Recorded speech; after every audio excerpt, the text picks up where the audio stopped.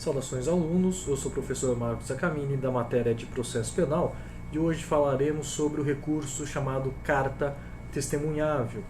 Este recurso está previsto do artigo 640 a 646 do Código de Processo Penal, porém lembrem-se que ele é um recurso residual, subsidiário, e eu vou explicar o porquê.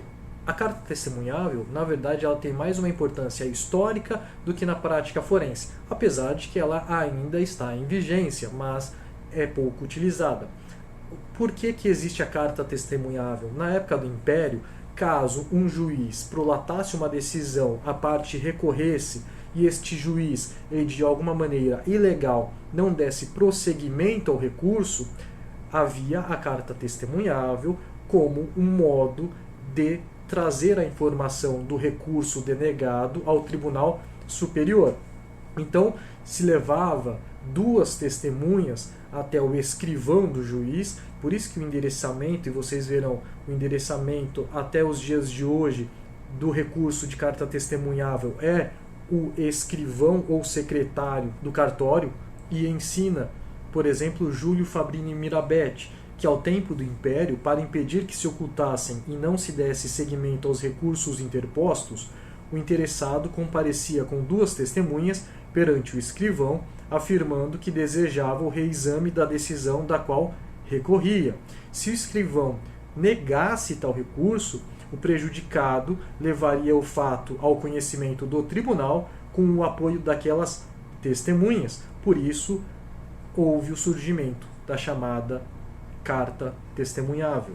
Atualmente, eu vou utilizar a carta testemunhável nos casos de recurso em sentido estrito ou agravo em execução, se forem denegados, ou seja, não dado conhecimento, ou se forem obstados ilegalmente, ou seja, não serem remetidos ao Tribunal Superior. A carta testemunhável ela é interposta através de petição, conforme a parte inicial do artigo 640 do Código de Processo Penal. Ela vai ser endereçada ao escrivão, como eu disse, ou diretor de secretaria da vara. Já nos tribunais superiores, a utilização da carta testemunhável contra decisões monocráticas perdeu sentido, porque nos tais casos, nos tribunais superiores, existe o agravo regimental que a gente vai estudar posteriormente. Então, na prática hoje, a carta testemunhável é utilizada nos casos de denegação de recurso em sentido estrito e agravo em execução. A regra geral é que a interposição se dê por petição, mas também é possível por termo nos autos. Olhando ainda os artigos, o prazo para a interposição da carta testemunhável, conforme o artigo 640, é o de 48 horas seguintes ao despacho que não receber o recurso. Então, o termo inicial do prazo terá começo a partir do minuto seguinte à efetivação da intimação. Porém, atualmente nós temos as intimações pela imprensa, que neste caso não é possível a contagem de minuto a minuto. Então, caso a intimação do advogado seja pela imprensa, o prazo vai ser não de 48 horas, mas sim de 2 dias. De acordo com o artigo 798, parágrafo 1º do CPP, essa contagem não será de minuto a minuto. Então vai excluir o dia do início e incluir o dia do final. De acordo com o artigo 646, a carta testemunhável não tem efeito suspensivo. Porém, o tribunal ad quem, o tribunal superior, na pessoa do relator, pode, de ofício ou por provocação da parte, atribuir efeito suspensivo ao recurso. Lembrando, a carta testemunhável tem efeito regressivo. Então, possibilita ao juiz que ele se retrate, conforme o artigo 588 e 589 do CPP. Então, lembremos, a carta testemunhável, como agravo em execução, como recurso em sentido estrito, tem o efeito regressivo. Sobre o cabimento da carta testemunhável, quando ela será utilizada? A carta testemunhável, de novo, como eu disse no início, é um recurso subsidiário residual. O seu cabimento depende da inexistência de previsão de outro recurso. Então, ela vai ser cabível contra a decisão denegatória de recurso, cuja competência seja de órgão imediatamente superior ao juízo recorrido, ou contra a decisão que impedir o processamento desse recurso, que, embora admitido, não tenha sido remetido ao tribunal. Assim, o recorrente, aquele que recorre, é a parte prejudicada, chamada testemunhante, e o recorrido é o juiz prolator da decisão. Então, o juiz prolator da decisão é chamado de testemunhado. Então, por exemplo, de uma decisão que não recebe a apelação pelo juiz recorrido.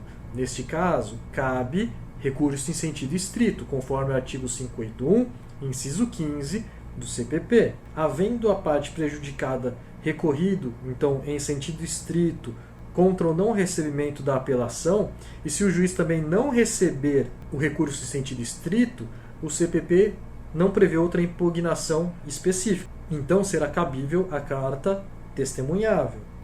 Então, em suma, a carta testemunhável deverá ser interposta do não recebimento do recurso em sentido estrito e do agravo em execução. O seu processamento é previsto no artigo 643 do CPP.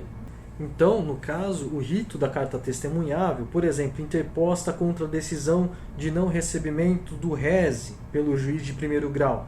Primeiro, a carta testemunhável ela é requerida e direcionada pela parte interessada, que é chamada de testemunhante, ao escrivão, diretor de secretaria ou secretário do tribunal, conforme o caso. Se a petição de interposição estiver desacompanhada de razões suficientes, será dada vista ao recorrente para arrazoá-las em 2 dias. Se estiver acompanhada de razões recursais ou decorrido prazo sem apresentação delas, será intimada a parte contrária para contrarrazoar em 2 dias. Com a resposta do recorrido, ou sem ela, serão os autos conclusos ao juiz, que é chamado testemunhado, nos casos em que se admitir juízo de retratação, ou também chamado juízo de sustentação de sua decisão. Caso haja reforma, a parte contrária pode, por simples petição, recorrer. Após a publicação da decisão de sustentação do juiz de primeiro grau, então, caso ele se retrate, isso é chamado de retratação. Caso ele mantenha a sua decisão, isso é chamada de sustentação. Então, a publicação da decisão de sustentação vai ser extraída a carta com os documentos trasladados, conferidos e autenticados. Depois, ela deve ser entregue à parte interessada, que é o testemunhante, aquele que recorreu, sendo certificado pelo escrivão, diretor da secretaria. Assim que ele pegar esta carta, ele terá o prazo de 5 dias para apresentar ao Tribunal Superior. Então ele vai protocolar a carta na secretaria do tribunal, que será distribuída ao relator lá do tribunal, que se não denegar liminarmente, ele vai ouvir o Ministério Público. Com o retorno dos autos, não sendo caso de julgamento monocrático, o relator pede inclusão na pauta de julgamento, não vai ter revisor, neste caso, e são aplicáveis os artigos 609 a 618 do CPP, naquilo que houver pertinência com o rese. Então, lembrando, a carta testemunhável, ela vai ocorrer, ela poderá ser utilizada quando houver a denegação de recurso em sentido estrito ou de agravo em execução. O seu prazo é de 48 horas, contados de minuto a minuto, se for possível, porém, atualmente, se dá as intimações por diário oficial. Então, faz a contagem conforme o artigo 798. Exclui-se o primeiro dia e inclui o último dia de prazo, que aí não será contado em 48 horas, e sim em 2 dias. O endereçamento, lembrem-se, é sempre ao escrivão ou diretor da secretaria da vara, não ao juiz. Após a apresentação de razões, contra-razões, vai ser entregue esta carta ao testemunhante, que é aquele que recorre. Lembrando que o testemunhado é o juiz que obstou o recurso. e ele tem um prazo de 5 dias para levar esta carta ao Tribunal Superior. Lembrando que este recurso ele tem mais uma importância histórica, porém ele ainda está em vigência. Então pode ser questão de concurso, de prova da OAB ou próprio da prática forense no dia a dia do advogado ou de qualquer outro que exerça alguma função no Poder Judiciário. Espero ter sido claro. Nos vemos em breve. Até mais.